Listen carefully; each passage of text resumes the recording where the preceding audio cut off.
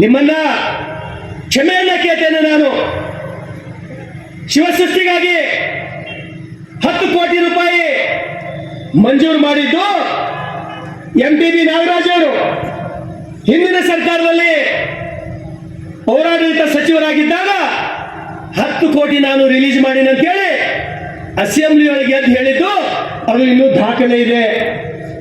ಯಾವ ಕಾರಣಕ್ಕ ಆ ದುಡ್ಡು ನಗರಸಭೆಗೆ ಅಥವಾ ನಮ್ಮ ಜಿಲ್ಲಾಧಿಕಾರಿಗಳಿಗೆ ರಿಲೀಸ್ ಆಗಿಲ್ಲ ಅಂತಕ್ಕಂಥದ್ರ ಬಗ್ಗೆ ಮಲ್ಲಿಕಾರ್ಜುನ್ ಖುಬಾ ಅವರು ಪ್ರಶ್ನೆ ಕೇಳಿದ್ದಾರೆ. ಅದು ಒಳ್ಳೆಯ ಪ್ರಶ್ನೆನೆ. ನಾವೇನಾದ್ರೂ ಸುಮ್ ಕೂತಿದ್ದೀವಿ ಅಂದ್ರೆ ನಮಗೆ ಎಚ್ಚರ ಮಾಡ್ತಕ್ಕಂಥದ್ದು.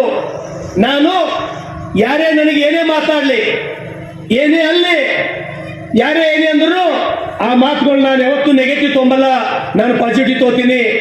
ನನಗೆ ಯಾರೇ ಹೊಗಳೂರು ಅಂದ್ರಕ್ಕಿಂತ ನನಗೆ ಕೆಗಳೂರ್ನು ಕೂಡ ನಾನು ಪಾಸಿಟಿವ್ ಆಗಿ ತೋತೀನಿ. ಯಾಕಂದ್ರೆ ರಾಜಕಾರಣದ 2ನೇ ಹೆಜ್ಜೆ ಅಂತ ಹೇಳಿ ನಾನು ಹೇಳ್ತೀನಿ ಸ್ನೇಹಿತರೆ ನಿಮ್ಗೆ.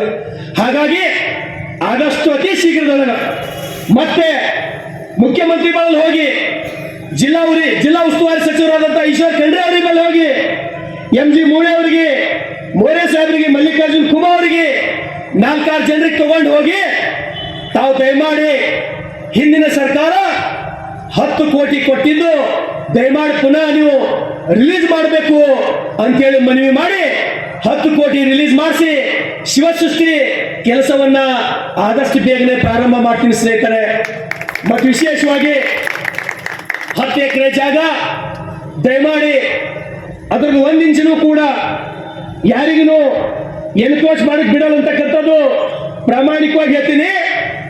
ಈಗಾಗಲೇ ಆ ಶಿವಸೃಷ್ಟಿಗೆ ಹೋಗ್ಬೇಕಾದ್ರೆ MB ಪಾಟೀಲ್ ಲೇಔಟ್ ಒಳಗೆ ಒಂದು ದಾರಿ ಅದ, ಒಂದು ರೋಡ್ ಅದ. ಅಲ್ಲಿ ಯಾರೋ ಅನಧಿಕೃತವಾಗಿ ಫೆನ್ಸಿಂಗ್ ಹಾಕೊಂಡಿದ್ದು ನನಗೆ ಹೇಳ್ಯಾರ.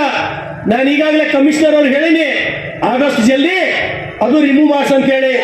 ಒಂದು ವೇಳೆ ಅವ್ರು ತೆಗ್ದಿಲ್ಲ ಅಂದ್ರೆ ನಾ ಸ್ವಂತವಾಗಿ ಬುಲ್ಡೋಸರ್ ಆಗಿ ಹ್ಯಾಂಗ್ ತೆಗಿಬೇಕಂತ ಹೇಳಿ ನನಗೆ ಗೊತ್ತಲ್ಲ, ಅದು ನಾನು ತೆಗಿಸ್ಕೊಡ್ತೀನಿ.